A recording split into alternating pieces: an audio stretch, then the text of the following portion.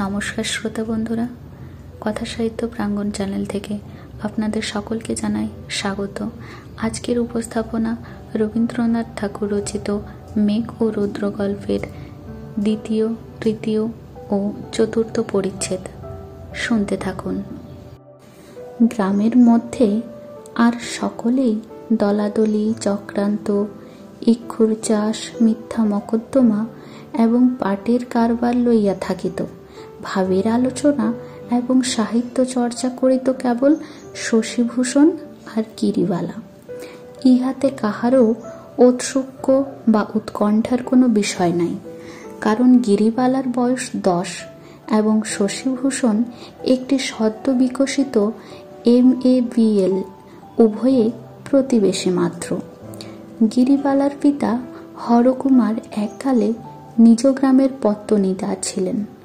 এখন দুরবস্থায় পড়িয়া সমস্ত বিক্রয় করিয়া তাহাদের বিদেশি জমিদারের নায়েবি পদ গ্রহণ করিয়াছেন।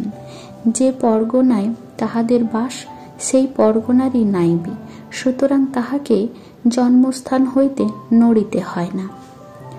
শশীভূষণ MA পাশ করিয়া আইন পরীক্ষায় উত্তীর্ণ হইয়াছেন, কিন্তু কিছুতেই কোনো কর্মে ভিড়িলেন না। লোকের সঙ্গে মেশা বা সভাস্থলে দুটো কথা বলা, সেও তাহার দ্বারা হইয়া ওঠে না। চোখে কম দেখেন বলিয়া চেনা লোককে চিনিতে পারেন না, এবং সেই কারণেই ভ্রু কুঞ্চিত করিয়া দৃষ্টিপাত করিতে হয়। লোকে সেটাকে অধ্যত্ব বলিয়া বিবেচনা করে। কলিকাতায় জনসমুদ্রের মধ্যে আপন মনে একলা থাকা শোভা পায়, কিন্তু পল্লীগ্রামে সেটা বিশেষ স্পর্ধার মতো দেখিতে হয়। শশীভূষণের বাপ যখন বিস্তর চেষ্টায় পরাস্ত হইয়া অবশেষে তাহার অকর্মণ্য পুত্রটিকে পল্লীতে তাহাদের সামান্য বিষয় রক্ষা কার্যে নিয়োগ করিলেন, তখন শশীভূষণকে পল্লীবাসীদের নিকট হইতে বিস্তর উৎপীড়ন, উপহাস এবং লাঞ্ছনা সহিতে হইয়াছিল। লাঞ্ছনার আরও একটা কারণ ছিল, শান্তিপ্রিয় শশীভূষণ বিবাহ করিতে সম্মত ছিলেন না। কন্যাদায়গ্রস্ত পিতামাতাগণ তাহার এই অনিচ্ছাকে দুঃসহ অহংকার জ্ঞান করিয়া কিছুতেই ক্ষমা করিতে পারিতেন না। শশীভূষণের উপর যতই উপদ্রব হইতে লাগিল, শশীভূষণ ততই আপন বিবরের মধ্যে অদৃশ্য হইতে লাগিলেন। একটি কোণের ঘরে তক্তপোশের ওপর কতগুলো বাঁধানো ইংরাজি বই লইয়া বসিয়া থাকিতেন। যখন যেটা ইচ্ছা হইত পাঠ করিতেন। এই তো ছিল তার কাজ। বিষয় কি করিয়া রক্ষা হইত তাহা বিষয়ই জানে। এবং পূর্বের আভাসে বলা গিয়াছে, মানুষের মধ্যে তাহার সম্পর্ক ছিল কেবল গিরিবালার সহিত। গিরিবালার ভাইরা স্কুলে যাইত এবং ফিরিয়া আসিয়া মুড়ো ভগ্নীটিকে কোনোদিন জিজ্ঞাসা করিত পৃথিবীর আকার কিরূপ, কোনোদিন বা প্রশ্ন করিত সূর্য বড় না পৃথিবী বড়। সে যখন ভুল বলিত, তখন তাহার প্রতি বিপুল অবজ্ঞা দেখাইয়া ভ্রম সংশোধন করিত। সূর্য পৃথিবী অপেক্ষা বৃহৎ, এই মতটা যদি গিরিবালার নিকট প্রমাণাভাবে অসিদ্ধ বলিয়া বোধ হইত এবং সেই সন্দেহ যদি সে সাহস করিয়া প্রকাশ করিত, তবে তাহার ভাইরা তাহাকে দ্বিগুণ উপেক্ষা ভরে কহিত, ইস, আমাদের বইয়ে লেখা আছে আর তুই ছাপার বইয়ে এমন কথা লেখা আছে শুনিয়া গিরিবালা সম্পূর্ণ নিরুত্তর হইয়া যাইত। দ্বিতীয় আর কোনো প্রমাণ তাহার নিকট আবশ্যক বোধ হইত না। কিন্তু তাহার মনে মনে বড় ইচ্ছা করিত সেও দাদাদের মতো বই লইয়া পড়ে। কোনো দিন সে আপন ঘরে বসিয়া কোনো একটা বই খুলিয়া বিড়বিড় করিয়া পড়ার ভান করিত এবং অনর্গল পাতা উল্টাইয়া যাইত। ছাপার কালো কালো ছোট ছোট অপরিচিত অক্ষরগুলি কি যেন এক মহারহস্যশালার সিংহদ্বারে দলে দলে সার বাঁধিয়া স্কন্ধের উপরে ইকার ঐকার রেপ উচাইয়া পাহারা দিত। গিরিবালার কোনো প্রশ্নের কোনোই উত্তর করিত না। কথামালা তাহার ব্যাঘ্র শৃগাল, অশ্ব, গর্ধবের একটি কথাও কৌতূহল কাতর বালিকার নিকট ফাঁস করিত না, এবং আখ্যান মঞ্জরি তাহার সমস্ত আখ্যানগুলি লইয়া মৌনব্রতের মতো নীরবে চাহিয়া থাকিত। গিরিবালা তাহার ভাইদের নিকট পড়া শিখিবার প্রস্তাব করিয়াছিল, কিন্তু তাহার ভাইরা সে কথায় কর্ণপাত মাত্র করে নাই। একমাত্র শশীভূষণ তাহার সহায় ছিল। গিরিবালার নিকট কথামালা এবং আখ্যান মঞ্জরি যেমন দুর্ভেদ্য রহস্যপূর্ণ ছিল, শশীভূষণও প্রথম প্রথম অনেকটা সেই রূপ ছিল। লোহার গড়াতে দেওয়া রাস্তার ধারের ছোট বসিবার ঘরটিতে যুবক একাকী তক্তপোষের উপর পুস্তকে পরিবৃত হইয়া বসিয়া থাকিত।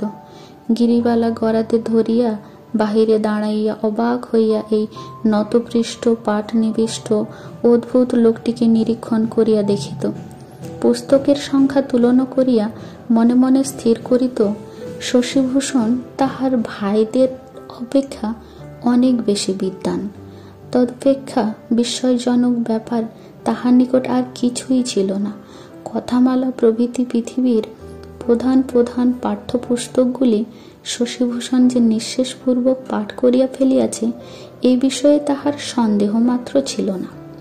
সেই জন্য শশীভূষণ যখন পুস্তকের পাতা উল্টাইত, সে স্থিরভাবে দাঁড়াইয়া তাহার জ্ঞানের অবধি নির্ণয় করিতে পারিত না। অবশেষে এই বিস্ময় মগ্ন বালিকাটি ক্ষীণ দৃষ্টি শশীভূষণেরও মনোযোগ আকর্ষণ করিল। শশীভূষণ একদিন একটা ঝকঝকে বাঁধানো বই খুলিয়া বলিল, গিরিবালা, ছবি দেখবি আয়। গিরিবালা তৎক্ষণাৎ দৌড়িয়া পলাইয়া গেল। কিন্তু পরদিন সে পুনর্বার ডুরে কাপড় পরিয়া সেই গরাদের বাহিরে দাঁড়াইয়া সেইরূপ গম্ভীর মৌন মনোযোগের সহিত শশীভূষণের অধ্যয়ন কার্য নিরীক্ষণ করিয়া দেখিতে লাগিল। শশীভূষণ সেদিনও ডাকিল, এবং সেদিনও সে বেণী দুলাইয়া ঊর্ধ্বশ্বাসে ছুটিয়া পলাইল। এইরূপে তাহাদের পরিচয়ের সূত্রপাত হইয়া ক্রমে কখন ঘনিষ্ঠতর হইয়া উঠিল, এবং কখন যে বালিকা গরাদের বাহির হইতে শশীভূষণের ঘরের মধ্যে প্রবেশ করিল, তাহার তক্তপোষের ওপর বাঁধানো পুস্তক স্তূপের মধ্যে স্থান পাইল, ঠিক সে তারিখটা নির্ণয় করিয়া দিতে ঐতিহাসিক গবেষণার আবশ্যক। শশীভূষণের নিকট গিরিবালার লেখাপড়ার চর্চা আরম্ভ হইল। শুনিয়া সকলে হাসিবেন। এই মাস্টারটি তাহার ক্ষুদ্র ছাত্রীকে কেবল যে অক্ষর, বানান এবং ব্যাকরণ শিখাইত তাহা নহে, অনেক বড় বড় কাব্য তর্জমা করিয়া শুনাইত এবং তাহার মতামত জিজ্ঞাসা করিত। বালিকা কি বুঝিত তাহা অন্তর্যামীই জানেন, কিন্তু তাহার ভালো লাগিত, তাহাতে সন্দেহ নাই। সে বোঝা না বোঝাই মিশাইয়া আপন বাল্য হৃদয়ে নানা অপরূপ কল্পনা চিত্র আঁকিয়া লইত। নীরবে চক্ষু বিস্ফারিত করিয়া মন দিয়া শুনিত। মাঝে মাঝে এক একটা অত্যন্ত অসঙ্গত প্রশ্ন জিজ্ঞাসা করিত, এবং কখনো কখনো অকস্মাৎ একটা অসংলগ্ন প্রসঙ্গান্তরে গিয়া উপনীত হইত। শশীভূষণ তাহাতে কখনো কিছু বাধা দিত না। বড় বড় কাব্য সম্বন্ধে এই অতি ক্ষুদ্র সমালোচকের নিন্দা প্রশংসার টিকাভাষ্য শুনিয়া সে বিশেষ আনন্দ লাভ করিত। সমস্ত পল্লীর মধ্যে এই গিরিবালাই তাহার একমাত্র সমজদার বন্ধু। গিরিবালার সহিত শশীভূষণের প্রথম পরিচয় তখন গিরির বয়স 8 ছিল, এখন তাহার বয়স 10 হইয়াছে। এই 2 বছরে সে ইংরাজি ও বাংলা বর্ণমালা শিখিয়া 2-4টা সহজ বই পড়িয়া ফেলিয়াছে, এবং শশীভূষণের পক্ষেও পল্লীগ্রাম এই 2 বছর নিতান্ত সঙ্গবিহীন বিরস বলিয়া বোধ হয় নাই। তৃতীয় পরিচ্ছেদ। কিন্তু গিরিবালার বাপ হরকুমারের সহিত শশীভূষণের ভালোরূপ বনিবনাও হয় নাই। হরকুমার প্রথম প্রথম এই MA-BL এর নিকট মকদ্দমা মামলা সম্বন্ধে পরামর্শ লইতে আসিত। MA-BL তাহাতে বড় একটা মনোযোগ করিত না, এবং আইনবিদ্যা সম্বন্ধে নায়েবের নিকট আপন অজ্ঞতা স্বীকার করিতে কুণ্ঠিত হইত না। নায়েব সেটাকে নিতান্তই ছল মনে করিত। এমনভাবে বছর 2 কাটিল। সম্প্রতি একটা অবাধ্য প্রজাকে শাসন করা আবশ্যক হইয়াছে। নায়েব মহাশয় তাহার নামে ভিন্ন ভিন্ন জেলায় ভিন্ন ভিন্ন অপরাধ ও দাবিতে নালিশ রুজু করিয়া দিবার অভিপ্রায় প্রকাশ করিয়া পরামর্শের জন্য শশীভূষণকে কিছু বিশেষ পীড়াপিড়ি করিয়া ধরিলেন। শশীভূষণ পরামর্শ দেওয়া তো দূরে থাক, শান্ত অথচ দৃঢ়ভাবে হরকুমারকে এমন গুটি দুই চারি কথা বলিলেন যাহা তাহার কিছুমাত্র মিষ্ট বোধ হইল না। এদিকে আবার প্রজার নামে একটি মোকদ্দমাতেও হরকুমার জিতিতে পারিলেন না। তাহার মনে দৃঢ় ধারণা হইল শশীভূষণ উক্ত হতভাগ্য প্রজার সহায় ছিল। তিনি প্রতিজ্ঞা করিলেন এমন লোককে গ্রাম হইতে অবিলম্বে তাড়াইতে হইবে। শশীভূষণ দেখিলেন তাহার ক্ষেতের মধ্যে গরু প্রবেশ করে, তাহার কলাইয়ের খোলায় আগুন লাগিয়া যায়, তাহার সীমানা লইয়া বিবাদ বাধে, তাহার প্রজারা সহজে খাজনা দেয় না এবং উল্টিয়া তাহার নামে মিথ্যা মোকদ্দমা আনিবার উপক্রম করে, এমনকি সন্ধ্যার সময় পথে বাহির হইলে তাহাকে মারিবে এবং রাত্রে তাহার বসত বাটিতে আগুন লাগাইয়া দিবে, এমন সকল জনশ্রুতিও শোনা যাইতে লাগিল। অবশেষে শান্তিপ্রিয় নিরীহ প্রকৃতি শশীভূষণ গ্রাম ছাড়িয়া কলিকাতায় পলাইবার আয়োজন করিলেন। যাত্রার উদ্যোগ করিতেছেন এমন সময়ে গ্রামে জয়েন্ট ম্যাজিস্ট্রেট সাহেবের তাঁবু পড়িল। বরকন্দাজ কনস্টেবল খানসামা, কুকুর ঘোড়া সহিস মেথরে সমস্ত গ্রাম চঞ্চল হইয়া উঠিল। ছেলের দল ব্রেগের অনুবর্তী শৃগালের ফালের ন্যায় সাহেবের আড্ডার নিকটে শঙ্কিত কৌতূহল সহকারে ঘুরিতে লাগিল। নায়েব মহাশয় যথারীতি আতিথ্য শিরে খরচ লিখিয়া সাহেবের মুরগি আন্ডা ঘৃত দুগ্ধ যোগাইতে লাগিলেন। জয়েন্ট সাহেবের যে পরিমাণে খাদ্য আবশ্যক, নায়েব মহাশয় তদপেক্ষা অনেক বেশি অক্ষুণ্ণ চিত্তে সরবরাহ করিয়াছিলেন। কিন্তু প্রাতকালে সাহেবের মেথর আসিয়া যখন সাহেবের কুকুরের জন্য একেবারে 4 সের ঘৃত আদেশ করিয়া বসিল, তখন দুর্গ্রহ বশত সেটা তাহার সহ্য হইল না। মেথরকে উপদেশ দিলেন যে সাহেবের কুত্তা যদিচ দেশি কুকুরের অপেক্ষা অনেকটা ঘি বিনা পরিতাপে হজম করিতে পারে, তথাপি একাধিক পরিমাণে স্নেহ পদার্থ তাহার স্বাস্থ্যের পক্ষে কল্যাণজনক নহে। তাহাকে ঘি দিলেন না। মেথর গিয়া সাহেবকে জানাইল যে কুকুরের জন্য মাংস কোথায় পাওয়া যাইতে পারে, ইহাই সে নায়েবের নিকট সন্ধান লইতে গিয়াছিল। কিন্তু সে জাতিতে মেথর বলিয়া নায়েব অবজ্ঞাপূর্বক তাহাকে সর্বলোক সমক্ষে দূর করিয়া তাড়াইয়া দিয়াছে। এমনকি সাহেবের প্রতিও উপেক্ষা প্রদর্শন করিতে কুণ্ঠিত হয় নাই। একে ব্রাহ্মণের জাত্যাভিমান সাহেব লোকের সহজেই অসহ্য বোধ হয়, তাহার উপর তাহার মেথরকে অপমান করিতে সাহস করিয়াছে, ইহাতে ধৈর্য রক্ষা করা তাহার পক্ষে অসম্ভব হইয়া উঠিল। তৎক্ষণাৎ চাপরাশিকে আদেশ করিলেন, বোলাও নায়েবগো। নায়েব কোম্পানিত কলেবরে দুর্গা নাম জপ করিতে করিতে সাহেবের তাম্বুর সম্মুখে খাড়া হইলেন। সাহেব তাম্বু হইতে মচমচ শব্দে বাহির হইয়া আসিয়া নায়েবকে উচ্চকণ্ঠে বিজাতীয় উচ্চারণে জিজ্ঞাসা করিলেন, তুমি কি কারণ বশত আমার মেঠরকে দূর করিয়াছে? হরকুমার শশব ব্যস্ত হইয়া করজোড়ে জানাইলেন, সাহেবের মেথরকে দূর করিতে পারেন এমন স্পর্ধা তাহার কখনোই সম্ভবে না। তবে কিনা কুকুরের জন্য একেবারে 4 সের ঘি চাহিয়া বসাতে প্রথমে তিনি উক্ত চতুষ্পদের মঙ্গলার্থে মৃদুভাবে আপত্তি প্রকাশ করিয়া পরে ঘৃত সংগ্রহ করিয়া আনিবার জন্য ভিন্ন ভিন্ন স্থানের লোক পাঠাইয়াছেন। সাহেব জিজ্ঞাসা করিলেন, কাহাকে পাঠানো হইয়াছে এবং কোথায় পাঠানো হইয়াছে? হরকুমার তৎক্ষণাৎ যেমন মুখে আসিল নাম করিয়া দিলেন।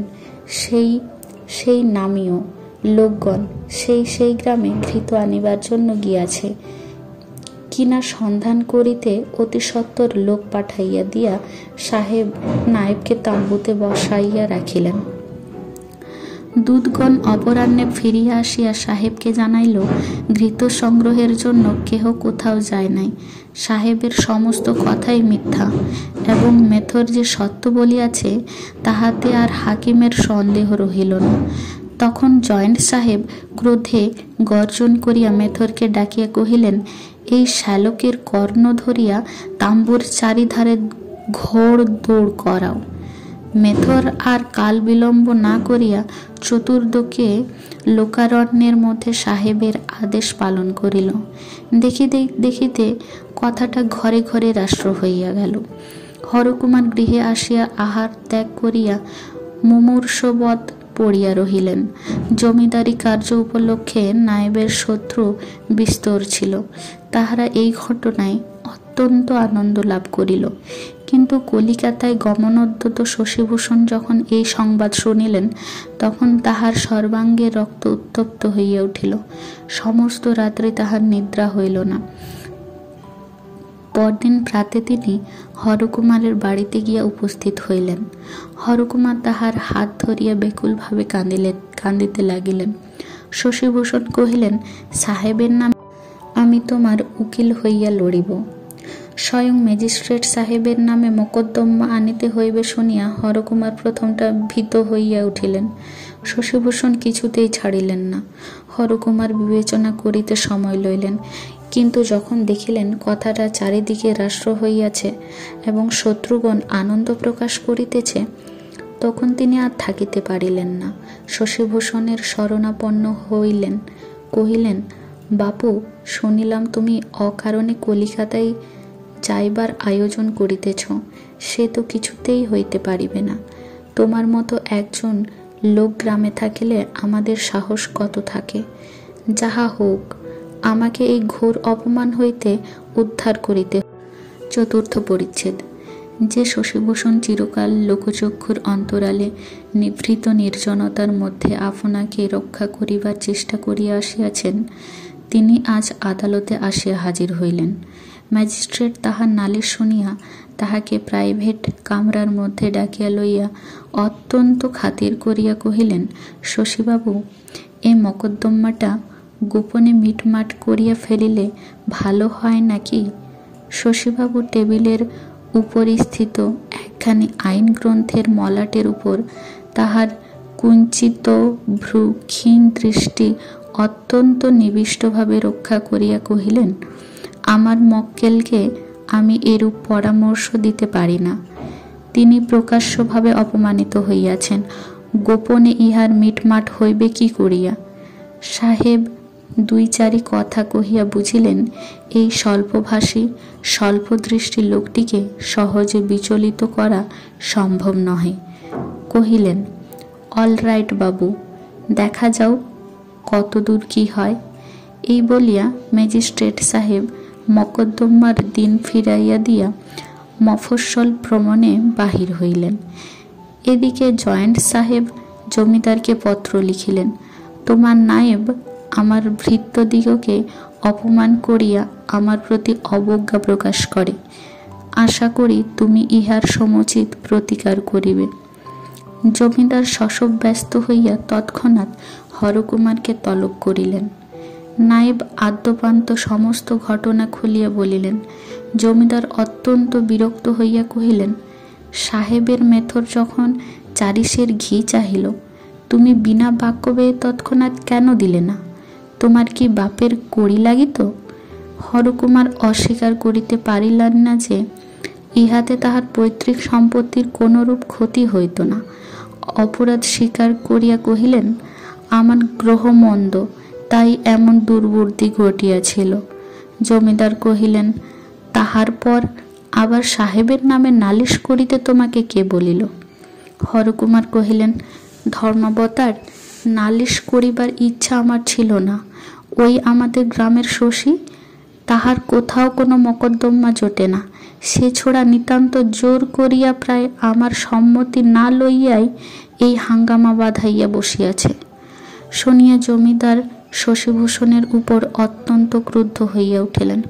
বুঝিলেন লোকটা অপদার্থ নব্য উকিল, কোনো ছুতায় একটা হুজুগ তুলিয়া সাধারণের সম্মুখে পরিচিত হইবার চেষ্টায় আছে। নায়েবকে হুকুম করিয়া দিলেন, মকদ্দমা তুলিয়া লইয়া যেন অবিলম্বে ছোট বড় ম্যাজিস্ট্রেট যুগলকে ঠান্ডা করা হয়। নায়েব সাহেবের জন্য কিঞ্চিত ফলমূল শীতল ভোগ উপহার লইয়া জয়েন্ট ম্যাজিস্ট্রেটের বাসায় গিয়া হাজির হইলেন। সাহেবকে জানাইলেন, সাহেবের নামে মকদ্দমা করা তাহার আদৌ স্বভাব বিরুদ্ধ। কেবল শশীভূষণ নামে গ্রামের একটি অজাতশত্রু অপগণ্ড অবার্চিন উকিল তাহাকে এক প্রকার না জানাইয়া এইরূপ স্পর্ধার কাজ করিয়াছে। সাহেব শশীভূষণের প্রতি অত্যন্ত বিরক্ত এবং নায়েবের প্রতি বড় সন্তুষ্ট হইলেন। রাগের মাথায় নায়েব বাবুকে দণ্ডবিধান করিয়া তিনি দুঃখিত আছেন। সাহেব বাংলা ভাষার পরীক্ষায় সম্প্রতি পুরস্কার লাভ করিয়া সাধারণের সহিত সাধু ভাষায় বাক্যালাপ করিয়া থাকেন। নায়েব কহিলেন, মা বাপ কখনো বা রাগ করিয়া শাস্তিও দিয়া থাকেন, কখনো বা আদর করিয়া কোলেও টানিয়া লন। ইহাতে সন্তানের বা মা বাপের দুঃখের কোনো কারণ নাই। অতঃপর জয়েন্ট সাহেবের ভৃত্যবর্গকে যথাযোগ্য পারিতোষিক দিয়া হরকুমার মফস্বলে ম্যাজিস্ট্রেট সাহেবের সহিত দেখা করিতে গেলেন।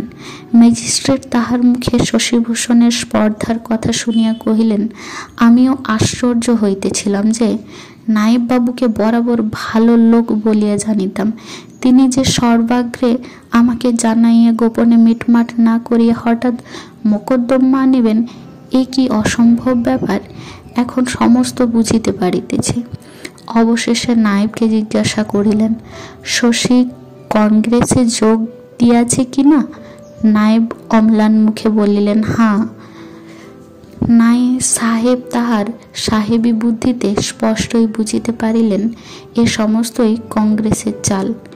একটা পাকচক্র বাঁধাইয়া অমৃতবাজারে প্রবন্ধ লিখিয়া গভর্নমেন্টের সহিত খিটিমিটি করিবার জন্য কংগ্রেসের ক্ষুদ্র ক্ষুদ্র চেলাগণ লুক্কায়িতভাবে চতুর্দিকে অবসর অনুসন্ধান করিতেছে। এই সকল ক্ষুদ্র কণ্টকগণকে একদমে দলন করিয়া ফেলিবার জন্য ম্যাজিস্ট্রেটের হস্তে অধিকতর সরকারি ক্ষমতা দেওয়া হয় নাই বলিয়া সাহেব ভারতবর্ষীয় গভর্নমেন্টকে অত্যন্ত দুর্বল গভর্নমেন্ট বলিয়া মনে মনে ধিক্কার দিলেন। কিন্তু কংগ্রেসওয়ালা শশীভূষণের নাম ম্যাজিস্ট্রেটের মনে রহিল। আজকের মতো এ পর্যন্তই। দেখা হবে পরের ভিডিওতে। শুনতে থাকুন কথা সাহিত্য প্রাঙ্গণ চ্যানেলটি। ধন্যবাদ সকলকে।